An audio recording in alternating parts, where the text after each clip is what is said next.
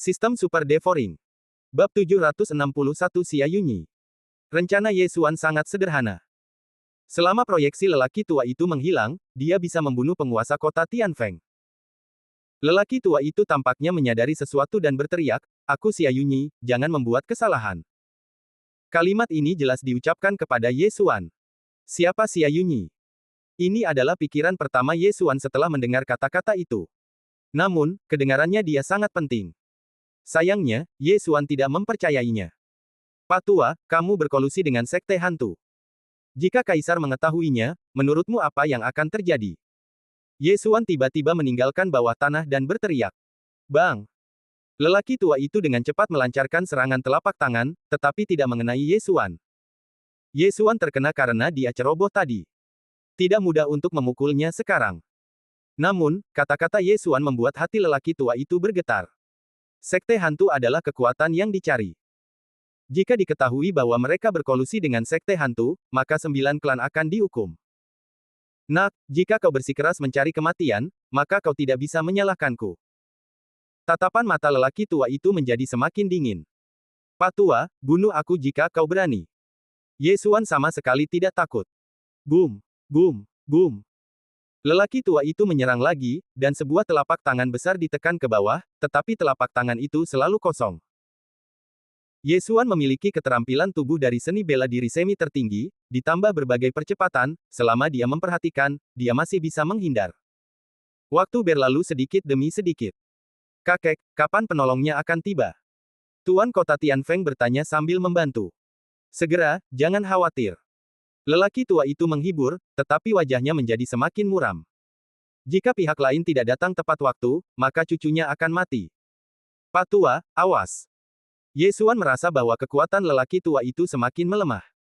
Setelah ledakan kekuatan, dia mulai melawan. Namun, target serangannya bukanlah hantu lelaki tua itu, melainkan penguasa kota Tianfeng.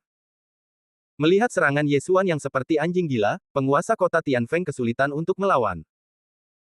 Dia menyesal mengapa dia menggunakan keberuntungan yang akhirnya terkumpul untuk menyerang Ye Xuan alih-alih menggunakannya untuk melawan serangan itu. Kalau tidak, dia bisa bertahan lebih lama. Boom! Boom! Boom! Serangan lelaki tua itu semakin melemah, tetapi Ye Xuan masih dalam kondisi puncak. Tidak, proyeksiku akan segera menghilang. Wajah lelaki tua itu tenggelam, dan dia menghitung waktunya. Hanya tersisa lebih dari 10 detik.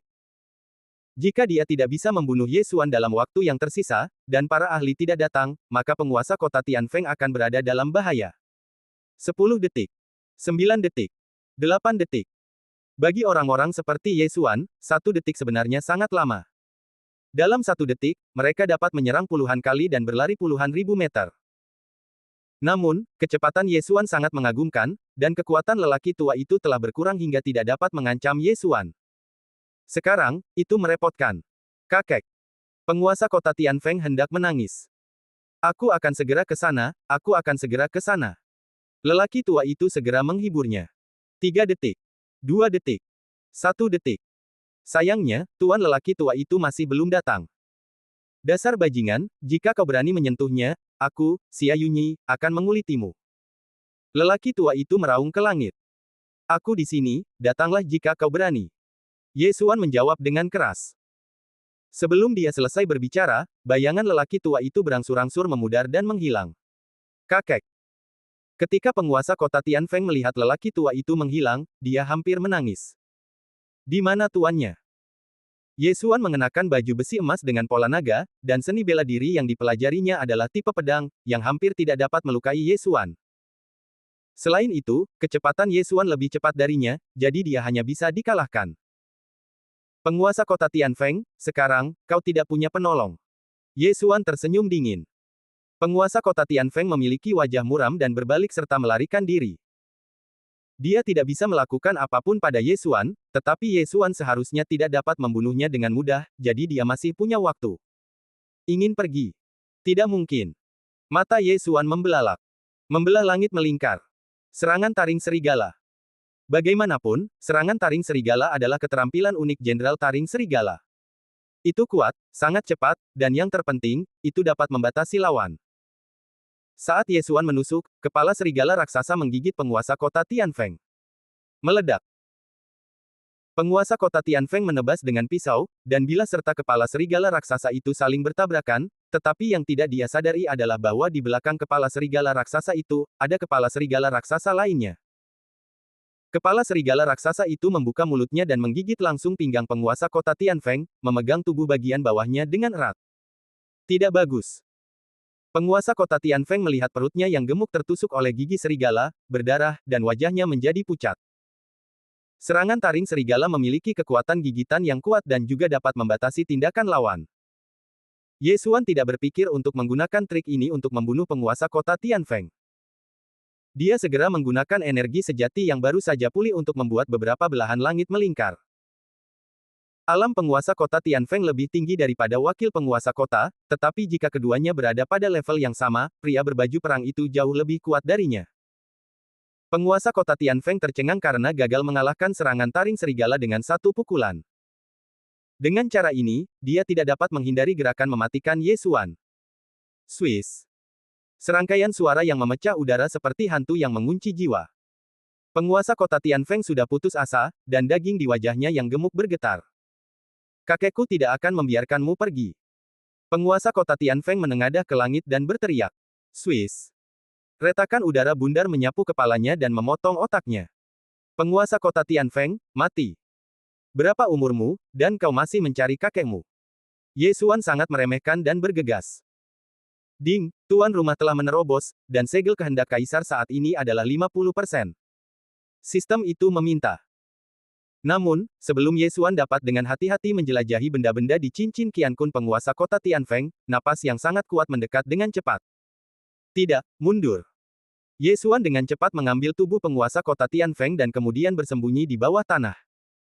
Tidak lama kemudian, seorang pria datang. Dia mencium bau darah di sekitarnya dan berkata dengan ngeri, masih terlambat satu langkah. Titik. Setelah membunuh penguasa kota Tianfeng, Ye Xuan dengan cepat meninggalkan tempat kejadian. Dia tidak berani pergi ke kota Tianfeng karena lelaki tua Xia Yunyi tampaknya sangat penting.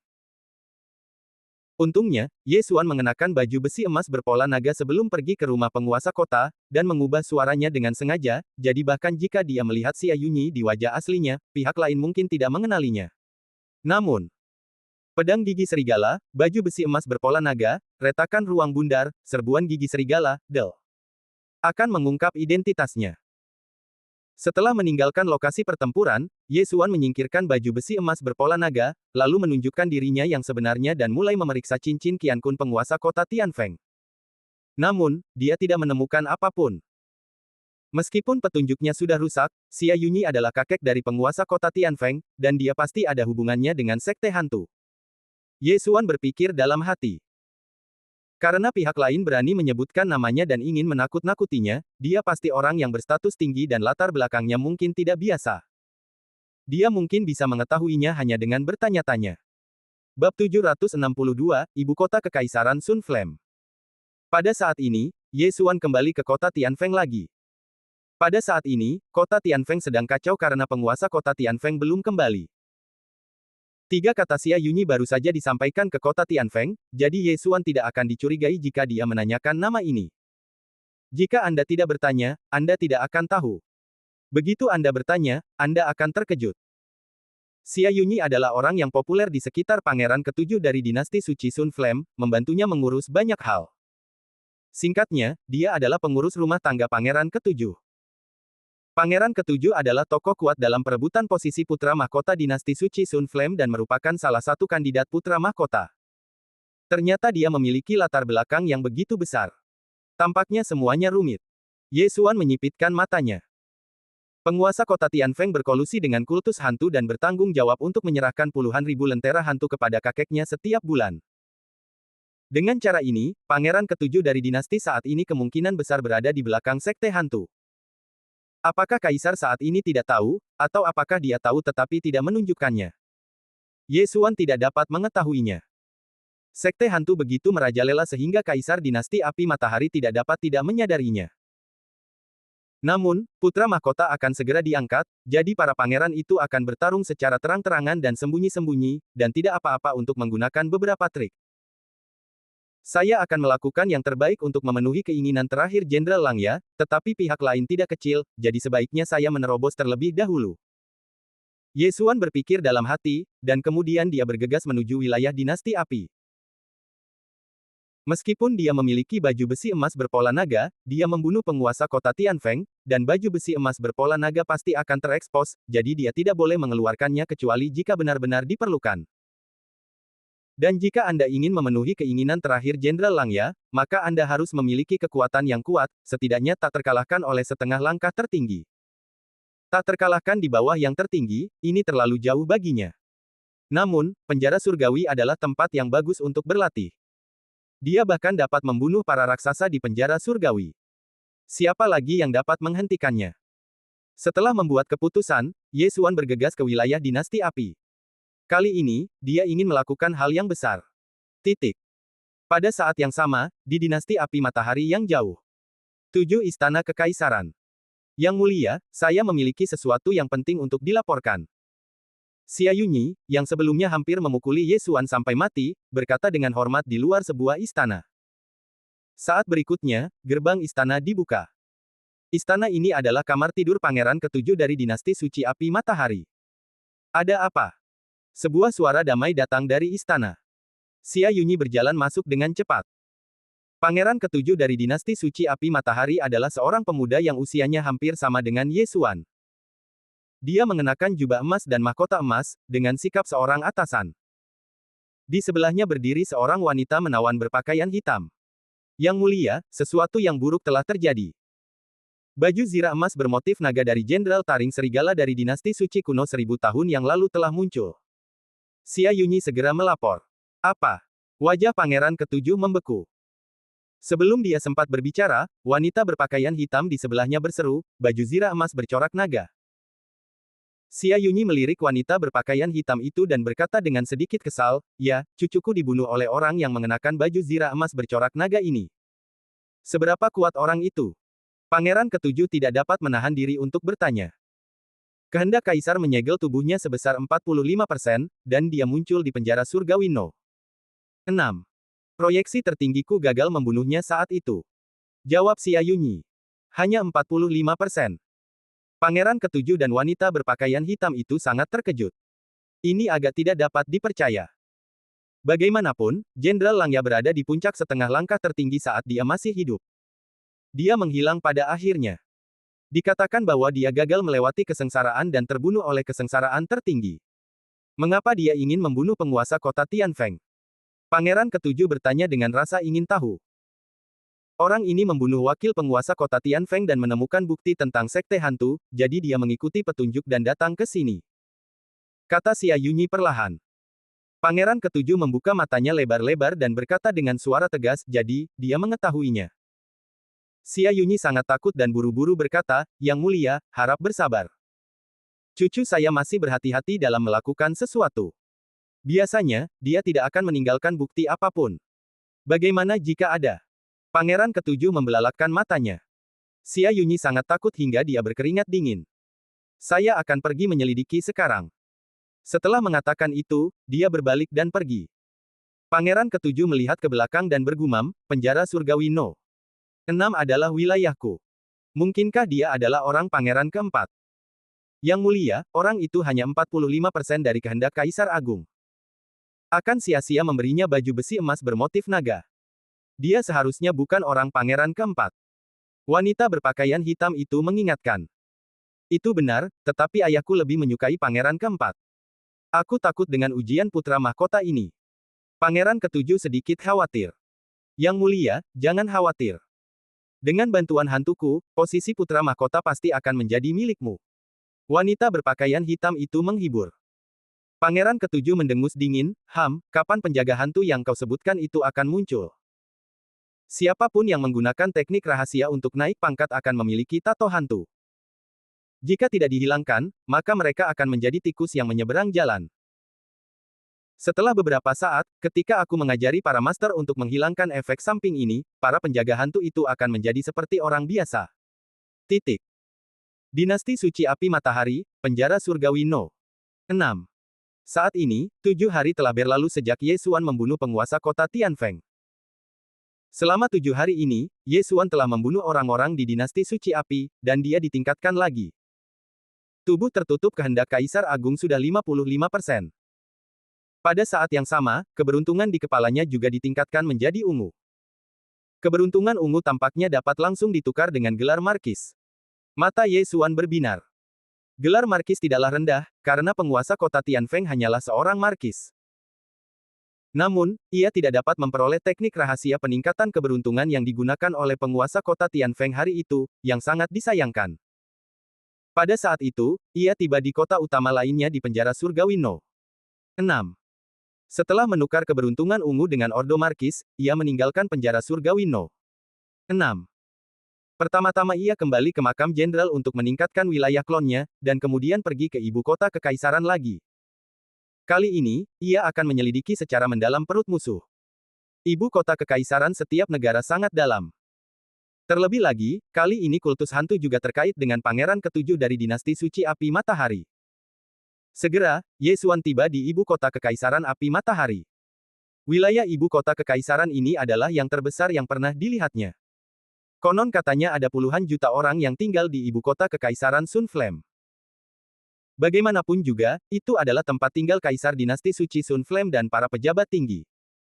Mereka yang bisa tinggal di sana adalah orang kaya atau bangsawan. Ye Xuan melangkah masuk ke gerbang kota dan diam-diam menghela nafas melihat kekuatan ibu kota kekaisaran api matahari, karena kedua regu prajurit yang menjaga gerbang kota telah mencapai 60% dari tubuh penyegel kehendak Kaisar Agung. 60%. Apa maksudnya? Itu adalah wilayah kekuasaan wakil penguasa kota-kota Tianfeng yang pernah dibunuh Ye Xuan sebelumnya. Konon penjara surgawi No. 6 adalah wilayah kekuasaan pangeran ketujuh, tetapi penjara surgawi No. 6 hanya dapat dianggap sebagai penjara surgawi tingkat menengah. Pangeran ketujuh juga memiliki penjara surgawi No. 3, yang penuh dengan makhluk setengah langkah tingkat tinggi. Ye Xuan berpikir sambil berjalan. Dia meminta informasi kepada orang yang lewat, lalu berjalan ke kantor Guan Jue. Bab 763 Kuota Alasan. Mengapa Tianyu begitu populer adalah karena Anda dapat menggunakan keberuntungan Anda untuk membeli posisi resmi dan gelar. Gelar Markis milik Ye Xuan dapat memberinya puluhan ribu pil tertinggi setiap bulan, dan ada berbagai macam keuntungan yang tak terduga. Ada 5 gelar utama, pria, putra, earl, markis, dan duke. Di atas markis adalah duke. Dikatakan bahwa duke dapat menerima 100.000 pil tertinggi setiap bulan. Selama Anda bisa mendapatkan gelar, Anda tidak perlu khawatir tentang latihan di masa depan. Dan mereka yang memiliki gelar ini harus dikirim oleh dinasti suci api matahari bila perlu. Jenderal Langya tampaknya adalah seorang pangeran dari dinasti suci kuno ketika dia masih hidup. Dia memiliki posisi resmi dan gelar. Tetapi mengapa 3.000 penunggang Langya yang saya dapatkan begitu berbeda dari legenda? Saya harus menemukan biji sendiri dan menempanya kembali. Ye Xuan bingung. Di paviliun harta karun, selain harta alam tersebut, ada juga banyak teknik mekanik dan hal-hal lainnya. Di antara mereka, ada konten untuk meningkatkan kekuatan 3.000 penunggang Langya dan 10 wakil jenderal pedang panjang. Jadi Ye Xuan menduga bahwa 3.000 kavaleri taring serigala ini bukanlah apa yang dimiliki jenderal taring serigala di tangannya selama hidupnya, tetapi sampel. Namun, ia mendapatkan baju besi emas berpola naga yang paling berharga, yang lebih berharga daripada barang-barang lainnya dan merupakan harta yang tak ternilai. Ye Xuan datang ke kantor Guan Jue. Tuan, apa yang Anda inginkan? Begitu ia masuk, seorang pelayan datang untuk menyambutnya. Ye Xuan tidak membuang-buang kata dan langsung mengeluarkan perintah markis dan dokumen resmi. Ia memperkirakan bahwa berita itu telah disampaikan dari penjara surgawi No. 6. Ia hanya perlu memastikan perintah markis dan penampilannya. Segera, orang-orang di kantor Guan Jue memastikan identitas Ye Xuan. Markis Zhao Pan, identitas Anda telah dikonfirmasi. Ini adalah perintah markis Anda. Staf itu menyerahkan sesuatu kepada Ye Xuan. Hanya mereka yang setingkat Earl yang dapat menetap di ibu kota kekaisaran, dan Markis Ye Xuan juga memberinya sebuah rumah besar. Terima kasih. Ye Xuan mengucapkan terima kasih dan hendak pergi. Namun, pada saat ini, adik kecil, tunggu sebentar. Tiba-tiba seseorang berjalan cepat dan menghentikan Ye Xuan. Ye Xuan berbalik dan melihat seorang pria tua berambut putih yang tampaknya berada di level yang lebih tinggi darinya. Apa yang bisa saya lakukan untuk Anda? Ye Xuan berkata dengan tenang. Saya Xi Yang dari Istana Kaisar ke-6. Saya ingin tahu apakah Anda tertarik untuk bergabung dengan Istana Kaisar ke-6 saya. Pria tua itu menunjukkan tujuannya. Istana Kaisar ke-6. Tanda tanya. Ye Xuan mengangkat alisnya. Istana Kaisar ke-6, ini berarti kediaman Pangeran ke-6. Di dinasti suci api matahari, semua pangeran yang berusia di atas 18 tahun harus pindah dari istana dan berkembang sendiri. Hanya dengan cara ini mereka dapat bersaing untuk mendapatkan posisi putra mahkota. Ketika Ye Xuan berada di ibu kota kekaisaran, dia benar-benar menanyakan beberapa berita. Kaisar saat ini memiliki lebih dari 10 anak, dan hari penetapan putra mahkota semakin dekat, jadi para pangeran siap untuk bergerak dan mulai merekrut pasukan. Di antara mereka, 4 pangeran relatif kuat, yaitu pangeran tertua, pangeran ke-4, pangeran ke-6, dan pangeran ke-7. Pangeran ke-6 adalah yang terlemah di antara keempatnya. Adik kecil, kamu masih sangat muda, tetapi kamu telah mencapai 55% dari kehendak Kaisar Agung. Pada waktunya, kamu pasti akan menjadi jenderal yang cakap dari pangeran ke-6. Kata Xi Yang. Namun, ini agak berlebihan. Kualifikasi Ye Xuan memang bagus, tetapi dia pikir butuh setidaknya 10 tahun bagi Ye Xuan untuk tumbuh dewasa. Tetapi setelah 10 tahun, sang pangeran mungkin telah naik tahta. Dia hanya mengikuti keinginan pangeran ke-6 dan merekrut siapapun yang dia suka. Ye Xuan tentu saja tidak mempercayai omong kosong Xi Yang, tetapi dia melirik dan menemukan bahwa masih banyak orang di sekitar, mungkin mewakili istana kekaisaran lainnya, berjongkok di sini. Kekuatan tempurku yang sebenarnya tidak hanya seburuk itu, tetapi mereka merekrut orang berdasarkan alam. Sekarang hari persaingan untuk putra mahkota semakin dekat, mereka semua harus berharap untuk merekrut orang-orang dengan alam yang tinggi, sehingga mereka dapat berguna. Ye Xuan ragu-ragu sejenak. Karena orang-orang dari istana kekaisaran lain memandang rendah dirinya, dan hanya orang-orang dari istana kekaisaran ke-6 yang mengundangnya, dia akan setuju saja. Bergabung dengan istana kekaisaran pasti ada manfaatnya, dan Anda juga bisa mendapatkan banyak informasi. Saya akan bergabung. Ye Xuan mengangguk. Baiklah, silakan ikuti saya. Xi Yang tidak senang dengan persetujuan Ye Xuan, dan langsung membawa Ye Xuan pergi. Orang-orang lain yang mewakili istana kekaisaran menghela nafas dalam hati mereka. Tampaknya istana kekaisaran ke-6 berencana untuk menarik diri dari persidangan putra mahkota. Kalau tidak, bagaimana mereka bisa menerima seseorang dengan hanya 55% dari keinginan kaisar? Anda tahu, mereka biasanya hanya menginginkan adipati, dan hanya ada sedikit markuise. Dalam keadaan normal, master tingkat adipati telah mencapai 70% dari keinginan kaisar. Ini adalah persyaratannya. Ye Xuan melirik yang lain lagi dan mengikuti dengan diam-diam. Saya tidak tahu apakah ada orang-orang dari istana kekaisaran ke-7 di antara mereka yang tidak maju. Tapi itu tidak masalah. Senior Xi, apakah kita akan menemui pangeran ke-6 sekarang? Ye Xuan tidak dapat menahan diri untuk bertanya di jalan. Tidak, pangeran ke-6 sedang sibuk dengan urusan. Aku akan membawamu menemui manajer umum sekarang. Xi yang menggelengkan kepalanya. Manajer umum. Xia Yunyi itu tampaknya adalah manajer umum pangeran ke-7. Lalu apa kentunganku bergabung dengan istana kekaisaran ke-6? Ye Xuan bertanya. Setiap bulan, kamu dapat menerima beberapa sumber daya pelatihan dan beberapa ruang pelatihan di Istana Kaisar ke-6. Xi yang menjawab. Ye Xuan tidak peduli dengan hal-hal ini. Bagaimanapun, wilayah kekuasaannya tidak tinggi, dan dia mungkin tidak mendapatkan banyak. Sekarang karena persidangan putra mahkota akan segera tiba, pangeran ke-6 mungkin tidak punya waktu untuk peduli padaku. Ye Xuan berpikir dalam hati bahwa dia bergabung dengan Istana Kaisar ke-6 hanya karena dorongan hati. Dia pertama-tama menemukan latar belakangnya sendiri, dan kemudian mungkin akan lebih mudah untuk menyelidiki kultus hantu. Segera, Xi yang membawa Ye Xuan ke Istana Kaisar ke-6 dan menyerahkannya kepada pengurus Istana Kaisar ke-6. Kekuatan pengurus Istana Kaisar ke-6 tidak terduga, dan dia mungkin tidak lebih lemah dari Xia Yunyi sendiri. Namun, dia tidak terlalu tertarik pada Ye Xuan sekarang, dan langsung menugaskan Ye Xuan sebuah rumah besar. Wah, 3 hari lagi, akan tiba saatnya pangeran ke-6 memilih 5 tempat yang tersisa untuk persidangan putra mahkota. Kau bisa datang dan melihatnya. Pengurus istana kaisar ke-6 berkata kepada Ye Xuan. Ye Xuan mengangkat alisnya setelah mendengar ini. Dia juga tahu sesuatu tentang persidangan putra mahkota. Banyak pangeran akan berpartisipasi dalam pengadilan putra mahkota ini, dan pemenangnya akan menjadi putra mahkota dinasti suci Sunfire. Setiap pangeran dapat memilih 10 anggota untuk membantunya. 5 tempat seharusnya dipilih, dan 5 tempat yang tersisa akan diperoleh melalui pertempuran. Ye Xuan menebak dalam hatinya. Dalam hal ini, dia bisa pergi dan melihat-lihat. Jika memungkinkan, dia juga akan menunjukkan keahliannya. Bagaimanapun, kekuatannya tidak lemah. Pangeran tertua, pangeran keempat, pangeran keenam, dan pangeran ketujuh adalah yang terbaik di antara lebih dari 10 pangeran. Mereka adalah 4 yang paling mungkin menjadi putra mahkota. Pangeran keenam juga ada di antara mereka. Jika Ye Xuan dapat membantunya memenangkan posisi putra mahkota, dia pasti akan bisa mendapatkan harta alam di masa depan. Bab 764, Garis Keturunan Klan Dewa Mata Surgawi. Setelah membuat keputusan, Ye Xuan kembali ke kediamannya di Istana Kaisar ke-6. Sekarang dia memiliki 55% dari tubuh tertutup kehendak Kaisar Agung, yang relatif lemah, tetapi selama dia menerobos beberapa kali lagi, kolom perluasan garis keturunan kedua dapat dibuka.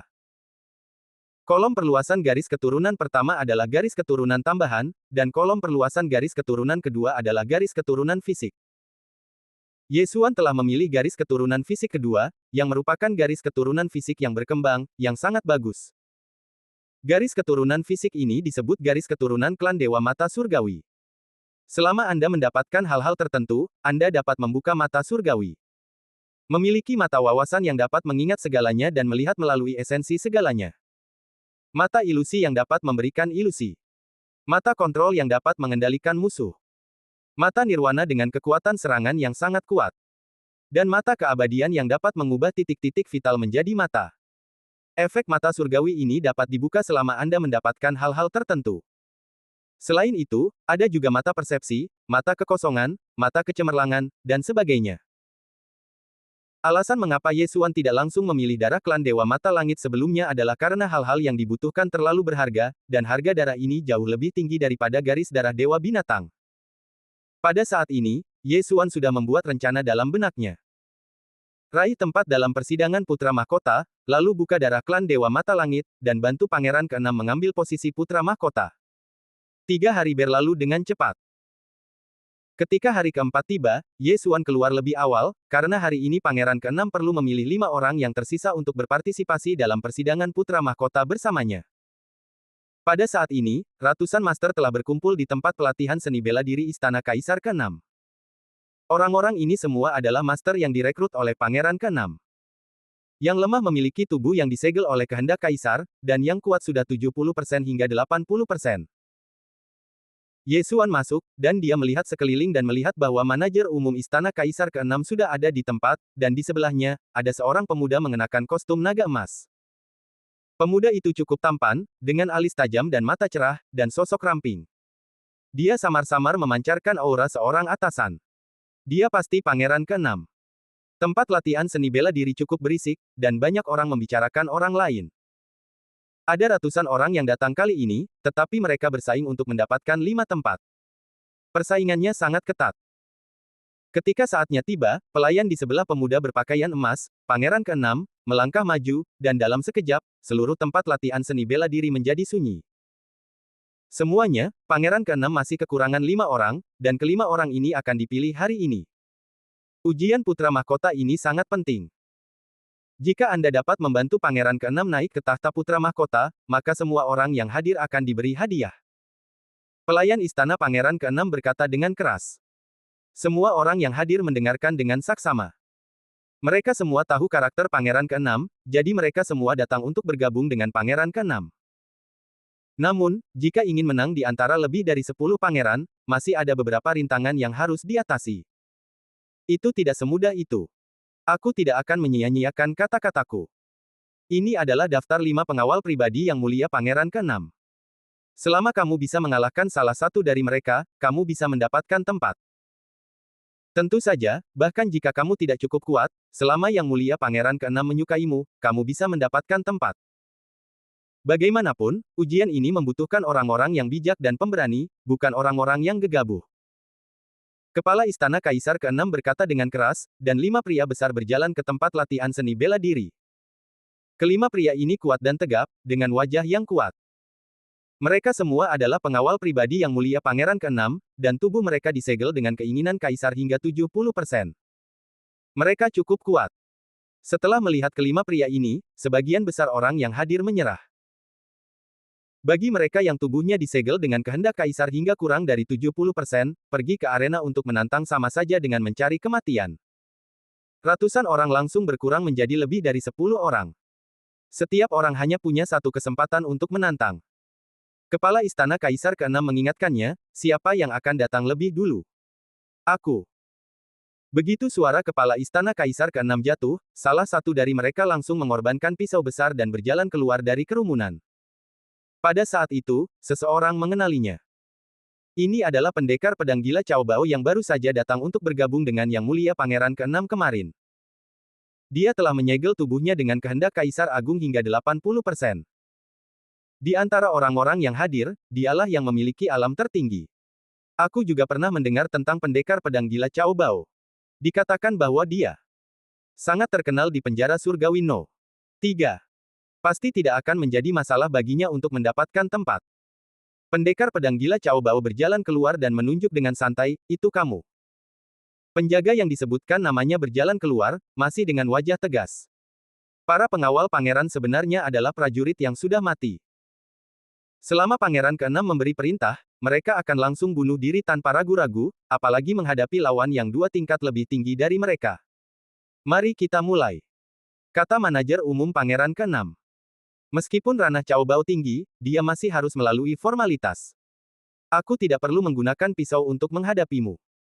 Kata Cao Bao, dan langsung menyingkirkan pisau besar di tangannya, lalu meninju. Pengawal itu juga menyalakan energi sejatinya dan maju untuk menyambutnya. Bang! Keduanya terpisah 2 ranah, tetapi pengawal itu menerima pukulan Cao Bao. Pengawal pribadi pangeran memang luar biasa.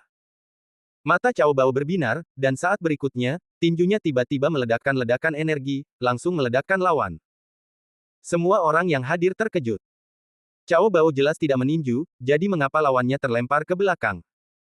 Gerakan ini sedikit mirip dengan auman harimau dan serigalaku sebelumnya. Mata Ye Xuan berbinar. Raungan harimau dan serigala sudah lama ketinggalan zaman. Saat itu, Ye Xuan bahkan belum berada di alam misterius sejati, tetapi metode tinju berbahaya ini sangat praktis. Sayang sekali dia tidak memiliki darah klan Dewa Mata Langit sekarang, dan dia tidak memiliki mata wawasan. Kalau tidak, dia bisa melihat melalui lintasan aliran energi sejati di tubuh lawan dan menyalin seni bela diri ini ke dalam sistem menelan. Oke, Cao Bao mengambil tempat. Kepala pelayan Istana Kaisar ke-6 mengangguk. Alam Cao Bao tinggi, dan tidak masalah untuk mengambil tempat. Sekarang, hanya ada 4 tempat yang tersisa. Di antara para penyembah yang hadir, kecuali Cao Bao yang 80% kuat, yang tertinggi hanya 75%. Orang-orang ini siap untuk bergerak. Setelah Cao Bao turun, beberapa dari mereka segera melompat. 75% melawan 70%. Boom! Boom! Boom! Segera, gemuruh menyebar di seluruh lapangan seni bela diri. Pemuja 75% itu benar-benar seri dengan pengawal kekaisaran yang tubuhnya disegel dengan 70% kehendak kaisar. Seperti yang diharapkan dari pengawal kekaisaran sang pangeran, dia benar-benar menantang level yang lebih tinggi.